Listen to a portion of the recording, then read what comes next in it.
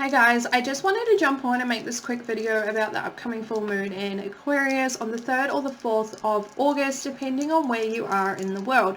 Now this full moon is known as a Sturgeon's full moon. The name was derived from a period of time in North America where the lakes were brimming with sturgeon fish. Now it's only appropriate that the nouns associated with this full moon are abundance, health and fertility. Now with that being said, it gives us a very general idea of where and how it is to set our intentions. Now with that being said, we also need to focus on where that specific sign falls within our houses, within our own personal natal chart, right? So this full moon is at 11 degrees Aquarius. Now 11 degrees Aquarius falls within my 7th house. So I will go ahead and create intentions surrounding abundance, fertility and health, also in relation to the subjects that are ruled by that specific house. So for the 7th house, it's all about one-on-one relationships, business partnerships, long-term commitments, legal proceedings if you have any. So personally for me, I do have legal proceedings that I'm currently going through, so I will set my intentions around abundance within this legal proceedings, right? And I will give gratitude for the things that I have not yet experienced, have not received, right? But through expressing my gratitude to the divine is going to bring me into alignment with what it is that I have expressed thanks for, okay? Now, the releasing ritual. Now, every full moon is absolutely perfect for releasing what it is that no longer serves you, whether they are people, situations, behaviors, emotional patterns, mental processes, whatever it may be. It is a perfect time to release that from your system, right? So what I personally loved to do when I was going through my dark night, my spiritual awakening, right, your first spiritual awakening, I really loved to use the full moon to release anything that was keeping me held back, right, that I would just really struggle to let go of.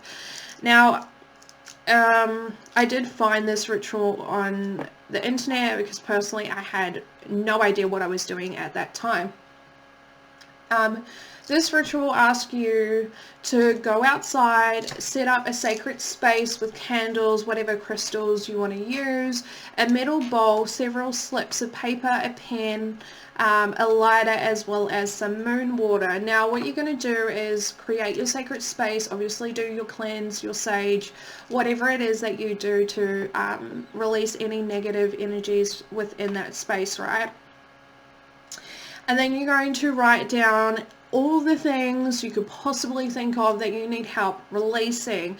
Now I have written down some very generalized things that you can write, and obviously customized to what it is that you're personally experiencing. So I have written, I release that which is not mine. I release all obstacles on my path. I release all limiting beliefs. I release fears and doubts. I release relationships that no longer serve me, and obviously again you can customize them to suit whatever you are currently experiencing within your physical reality. Now once you've written on all your pieces of paper what you are supposed to do, I mean you can do it however you feel intuitively called to do it. I'm just giving you a very brief rundown of what I personally used to do. So you read out whatever you've written on those pieces of paper, you burn it, you watch it burn while imagining that thing releasing from your being, right? And you continue all the way through your list of things that you have written. Once you've reached the end, I like to grab my moon water, pour that all over the burnt bits of paper. I leave the bowl out under the moonlight for that night, and in the morning I wake up and I tip the water out, the burnt pieces of water, into the garden and allow the divine Gaia to transmute all of those things that I have just released. Now what is very, very important with this ritual is to always give thanks to the moon. A lot of people really don't understand that by simply being thankful for the sun, for the stars, for the moon, it allows you to open up more to the energy that it is so freely giving us on a daily basis.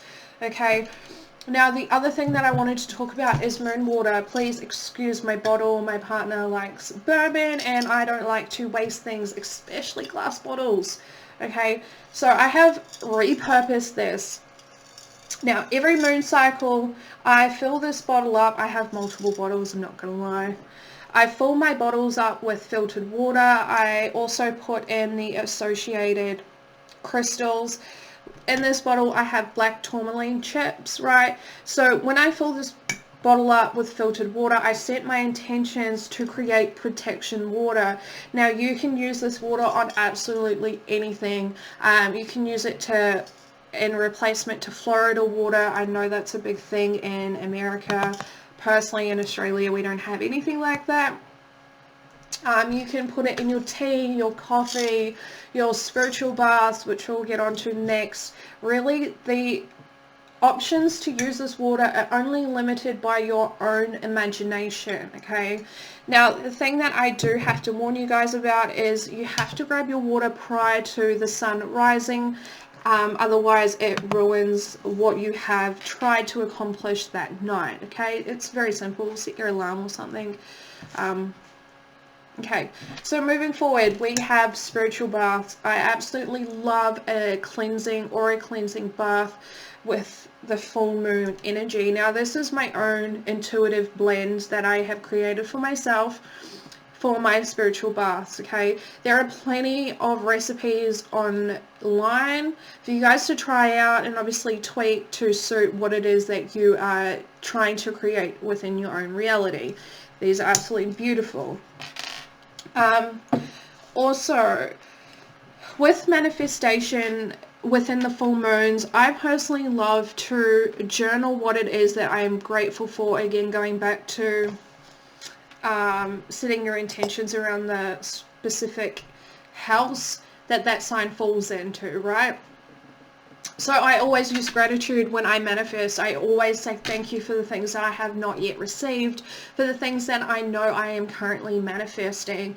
Now, the beautiful thing about journaling this down is that you can regularly check up on what it is that you have been trying to manifest.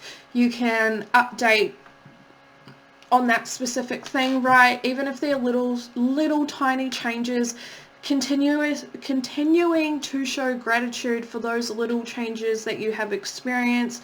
The divine is going to continue to bring you more of that energy, right? Because you're telling the universe from your energetic frequency that, yes, I want more of this, right? Which is, we're not going there, sorry, they're taking me on a tangent. We're not going there. We are not going there.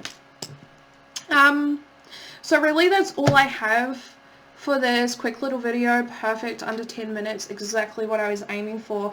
Now I will be reading the comments, so if you guys have any questions, queries, anything you'd like advice on in relation to this full moon period, please do not hesitate in dropping a comment down below. I will be answering them as best as I can, and of course if I can go above and beyond, I will. I hope you guys are having an awesome week. I look forward to bringing you guys readings next week. So until next week, guys, see you later.